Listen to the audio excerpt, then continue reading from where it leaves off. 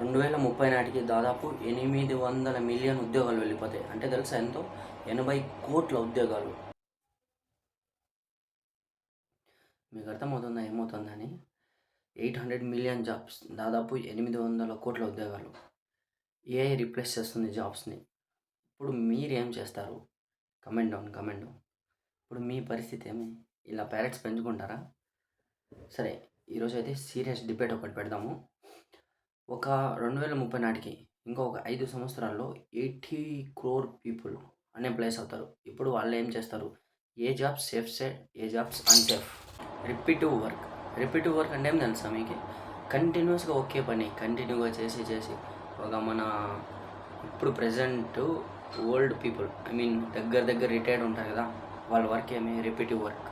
వాళ్ళకి ఏముండదు ఇంకా డ్రైవింగ్, తర్వాత డెలివరీ జాబ్స్, తర్వాత ఇంకా డేటా ఎంట్రీ, తర్వాత ఇంకా ఏవైతే రిపీటివ్ జాబ్స్ ఉన్నాయో all are at risk. Even software repetitive works. అర్థమవుతుందా? పరిస్థితులు బట్టి ఏఐకి మనం ఫ్రెండ్ అవ్వాలి. ఇంకా నుంచి ఏఐకి కన్నా ఫ్రెండ్ అవ్వకంటే మన జాబ్స్ అట్ రిస్క్. మనము రోబోతో కలిసి పని చేయాలి, అంటే ఏఐతో కలిసి వర్క్ చేయాలి. ఎలాగ తెలుసా? ఏదైతే ఏఐ అనేది ఉందో దాంతోపాటు మనకు ఏవైతే షార్ట్ టర్మ్ అంటే ఏమంటారు, స్మార్ట్ వర్క్ అంటారు కదా, అలాగా రిపీటివ్ వర్క్ ఏది ఉందో అది దాంతో చేపించి మనం థింకింగ్ పవర్ మనలో ఉంది కదా. Even robo can think. ఏఐలో ఏ స్కిల్స్ వచ్చాయి తెలుసా ఇప్పుడు? It can think, it can give proper answers. ఖచ్చితంగా మనిషిలాగా ఆలోచిస్తుంది రోబో, ఏఐ. తర్వాత మనిషిలాగా ఆలోచించి మనిషిలాగా స్మార్ట్ వర్క్ చేస్తుంది. తర్వాత ఇట్ కెన్ లర్న్ ఎమోషన్స్ కూడా ఏఐ కెన్ లర్న్. అలాంటి జాబ్స్ ఇప్పుడు అన్నీ రీప్లేస్ అవుతాయి విత్ ఏఐ. దాదాపు 80 crore jobs. It's not a simple matter. ఇప్పుడు కొన్ని సేఫ్ సైడ్ ఉద్యోగాలు చెప్తాను చూడండి. Hard works like plumbing, electrician work, ఇవన్నీ మనం రోబోతో చేయించలేము కదా. Even teaching.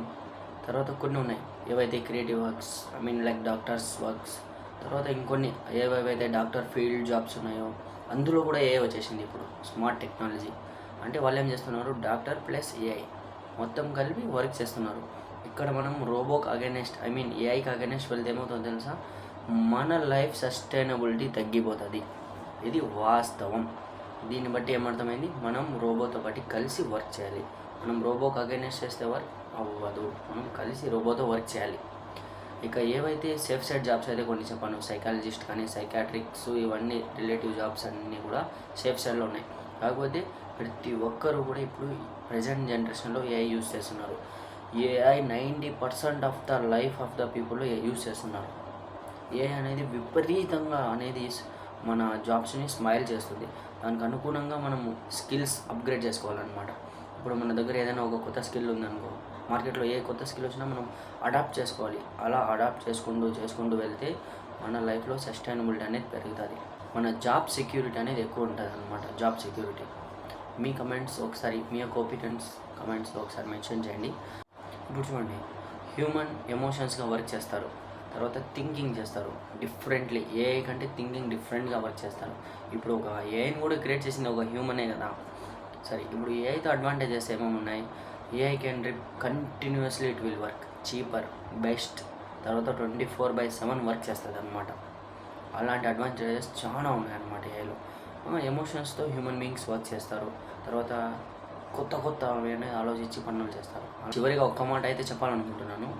AI plus humans is equal to future. Okay, let's comment down your opinion.